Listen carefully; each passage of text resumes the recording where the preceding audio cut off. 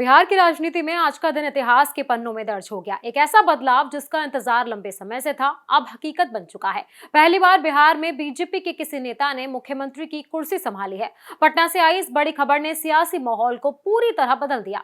आखिर क्या है ये बदलाव और इसका मतलब क्या है, आइए समझते हैं। बिहार की राजधानी पटना के लोक भवन में बुधवार को एक खास और ऐतिहासिक पल देखने को मिला। बीजेपी नेता सम्राट चौधरी ने राज्य के 24वें मुख्यमंत्री के रूप में शपथ ली है। उन्हें राज्यपाल सैयद अता हसनैन ने पद और गोपनीयता की शपथ दिलाई। ये इसलिए भी खास है क्योंकि बिहार के इतिहास में पहली बार बीजेपी का कोई नेता मुख्यमंत्री बना है। अब तक बीजेपी राज्य में सहयोगी पार्टी के रूप में सरकार में रहती थी, लेकिन इस बार पार्टी ने सीधे नेतृत्व संभाल लिया है। सम्राट चौधरी के साथ जेडीयू के दो वरिष्ठ नेता विजय कुमार चौधरी और विजेंद्र प्रसाद यादव ने डिप्टी सीएम पद की शपथ ली। इससे यह साफ हो गया है कि सरकार गठबंधन के साथ ही चलेगी और दोनों पार्टियों के बीच संतुलन बनाए रखने की कोशिश की जा रही है। दिलचस्प बात यह है कि शपथ ग्रहण समारोह बहुत छोटा रखा गया। सिर्फ 3 नेताओं ने शपथ ली, जबकि सरकार में अभी भी 33 मंत्री पद खाली हैं। इसका मतलब साफ है कि आने वाले समय में कैबिनेट का बड़ा विस्तार हो सकता है। इस छोटे समारोह के बावजूद इसका राजनीतिक संदेश बहुत बड़ा है। ये दिखाता है कि बीजेपी अब बिहार में पूरी तरह तत्व की भूमिका में आ चुकी है। शपथ ग्रहण के बाद पटना में जश्न का माहौल देखने को मिला। बीजेपी कार्यालय को सजाया गया और कार्यकर्ताओं में जबरदस्त उत्साह दिखा। सम्राट चौधरी के स्वागत के लिए खास इंतजाम किए गए थे, जिसमें लड्डू